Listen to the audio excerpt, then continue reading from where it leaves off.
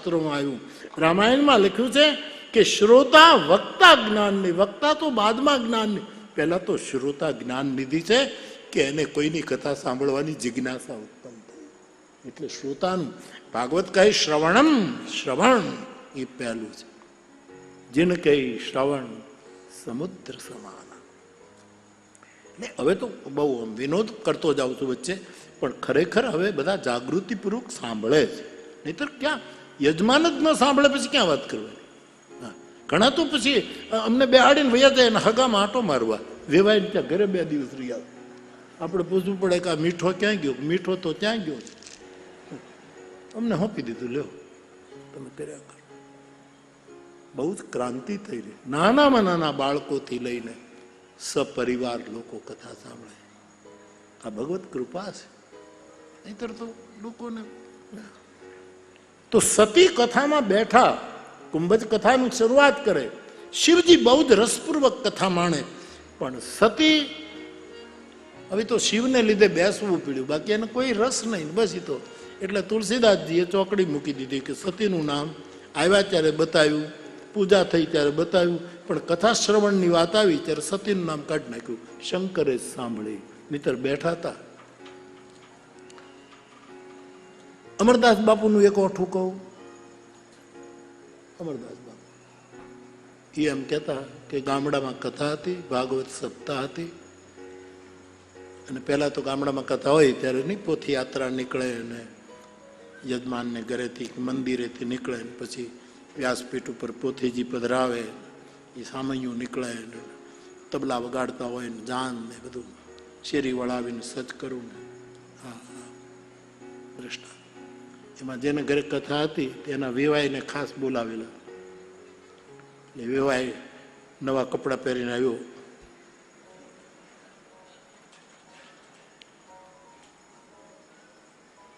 અને એ શોભાયાત્રા નીકળે એમાં વેવાય ને યજમાનની સાથે સાથે ચાલે. વ્યાસજી જે હતા એ બળદગાડામાં બેઠા હતા. ગામડામાં તો કાંઈ ફટાકડા ને એવું તો એ વખતે હતું નહીં કે ફોડે. એટલે ગામના ચોકીદારો એ બંદૂક ભરીને આવે ને ગામના ચોક આવે છે, બંદૂક એક ઉત્સવ મનાવે, બંદૂક ફોડે. હવે ચોકીદારને શું સૂઝ્યું? પેલા વેવાય જે નવા કપડાં પહેરીને આવ્યા હતા ને, આખીબાઈનું પહેરીને, એ જે વેવાય હતા ને તે એની બાજુમાં ગયો ચોકીદાર અને એને બંદૂક ન્યા ફોડી. એવો ધડાકો ભડાકો થયો, વેવાયના કાનમાં ધાક પડી ગઈ, 2 કાન. અમદાવાદમાં એમ કહેવાય કે 3 દરવાજે કર્ફ્યુ મારો એટલે અમદાવાદમાં શાંતિ થઈ જાય. 3 દરવાજે કર્ફ્યુ લગાવી દો એટલે અમદાવાદમાં શાંતિ. એમાં આપણે જો 3 દરવાજે જો કર્ફ્યુ લગાવી દઈએ ને તો બહુ શાંતિ. ખરાબ સાંભળવું નહીં, અહીંયા કર્ફ્યુ લગાવી દઉં, જેમ તેમ બોલવું નહીં, આંખ જે તે જોવું નહીં, શાંતિ.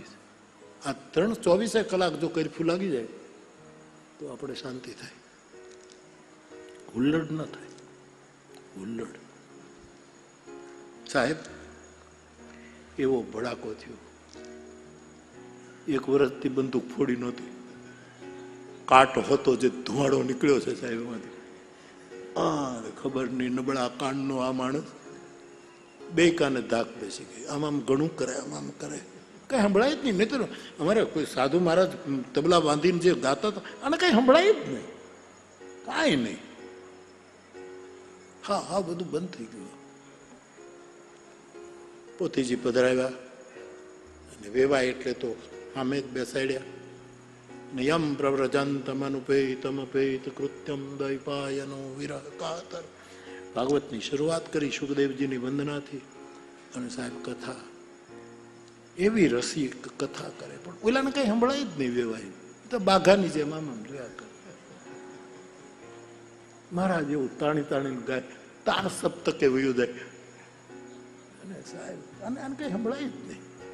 અને વચ્ચે વિનોદ કરે, ઓઠું દે, લોકો હસે. આને કઈ ખબર જ ન પડે, કારણ કે હાવ બંધ થાવ. 7 દિવસો કઈ સંભળાવું. કથા પૂરી થઈ ગઈ.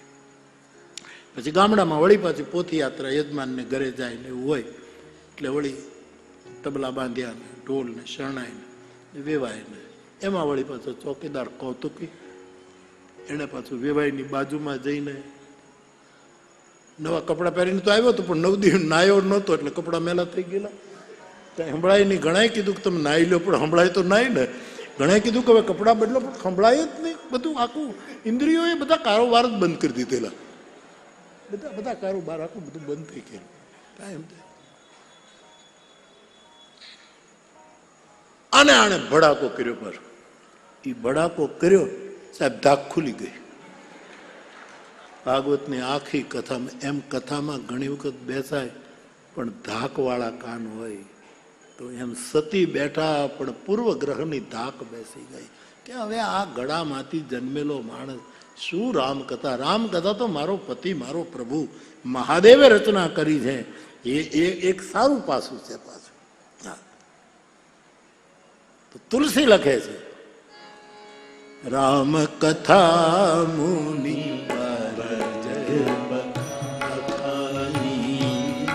સુની મહેશ પરમ સુખ. શિવજીએ પરમ સુખતી કથાનું શ્રવણ કર્યું. સતીનું નામ કાઢી નાખ્યું કારણ કે એમણે સાંભળ્યું નહીં, રસ નહીં. રામકથા પૂરી થઈ અને મહાદેવે કહ્યું હે મહારાજ આપે અમને ભગવાનની કથા સંભળાવી, અમારે પત્ર પુષ્પ તમને શું આપવું દક્ષિણામાં? અમે અમારી રીતે તમને કંઈક આપીએ અને તમે તમારે વ્રત હોય અને વ્રત ભંગ થાય, સંકોચ વશ તમે કહી ન શકો, એના કરતા કથાના બદલામાં આપ અમારી પાસેથી કંઈક સ્વીકારો અને આપ સામેથી કહો કે તમે આ સેવા કરો. તો અમે શિવજીએ કહ્યું. ત્યારે કુંભજે કહ્યું, શિવજીએ ને કહ્યું કે તમે કહો. તો શિવજીએ કહ્યું છે કે રામકથાની દક્ષિણા તો ભક્તિ સિવાય બીજું કંઈ ન હોય. મહારાજ મેં આપ રામકથા સંભળાવી, આપ મને રામ ભક્તિનું દાન કરો. અને શંકર જ ભક્તિ આપી શકે. આવા બધા તમામ શંકરના વચનો છે માનસમાં. જગતમાં શંકર ભજન બિના નર ભક્તિને પાવઈ મોરી. ભક્તિનો ભંડારો કોઈ ચલાવતો હોય, સદાવ્રત ભક્તિનો કોઈ ચલાવતો હોય તો કાશીમાં બેઠેલો વિશ્વનાથ મહાદેવ છે જે બધાને ભક્તિ બાંટે છે. તો શંકરની કૃપાથી જ ભક્તિ મળે. મહારાજ આપ મને ભક્તિનું દાન કરો. શિવજીએ અથા તો બ્રહ્મ જિજ્ઞાસા કરી અને પરાત્પર બ્રહ્મ રામની કથા સાંભળી.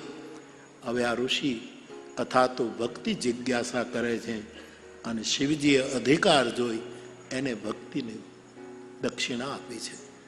થોડો સમય ત્યાં રોકાયા, તુલસી કહે છે, અને પછી અહીંયા યાજ્ઞવલ્ક ભરદ્વાજજીને કહે છે થોડા દિવસો ત્યાં રોકાયા છે. અને હવે એમણે મુનિથી વિદાય માંગી. મહારાજ શિવજી કહે અમે જઈએ કૈલાસ. તુલસી લખે છે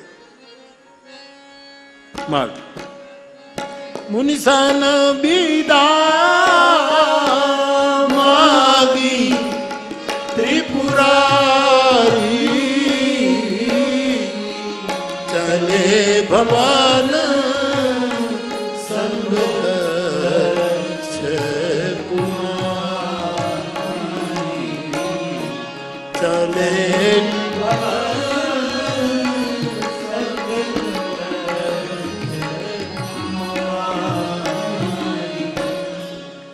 થોડા દિવસો રોકાયા પછી વિદાય માંગી મહાદેવે અને દક્ષ કન્યાની સાથે શિવ કૈલાસ માટે નીકળ્યા.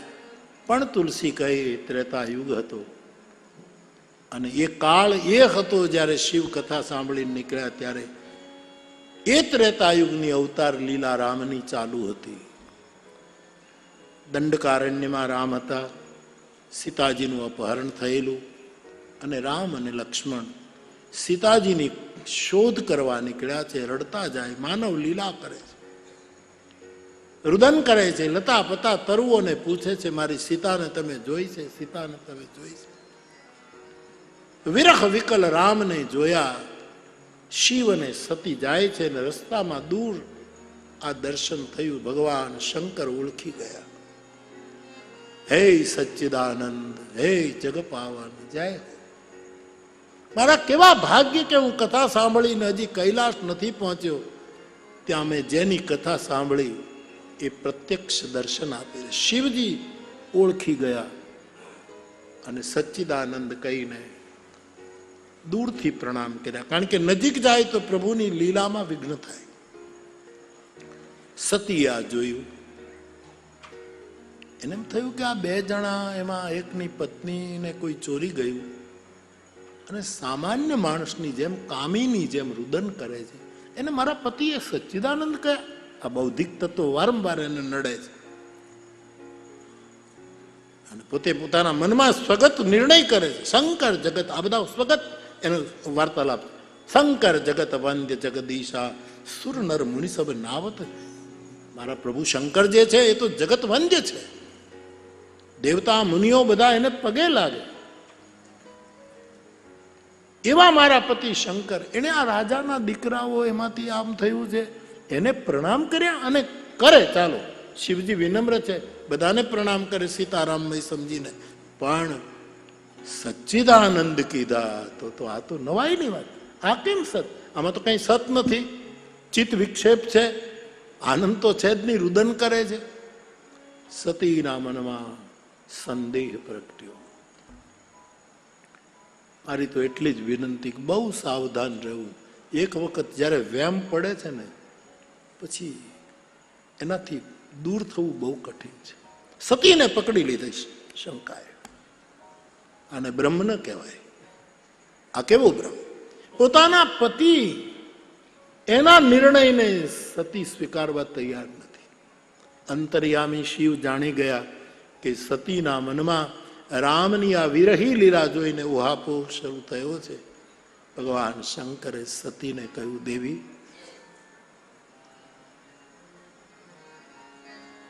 સુનહુ સતી. શિવ બોલ્યા,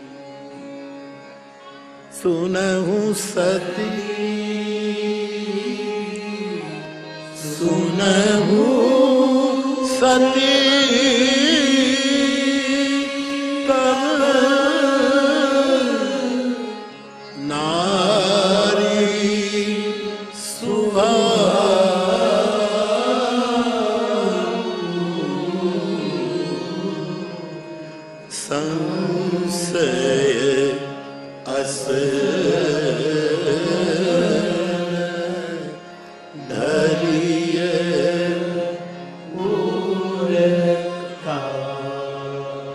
કરુણાવતાર શિવ બોલ્યા, હે દેવી, તમારો સ્ત્રી સ્વભાવ છે,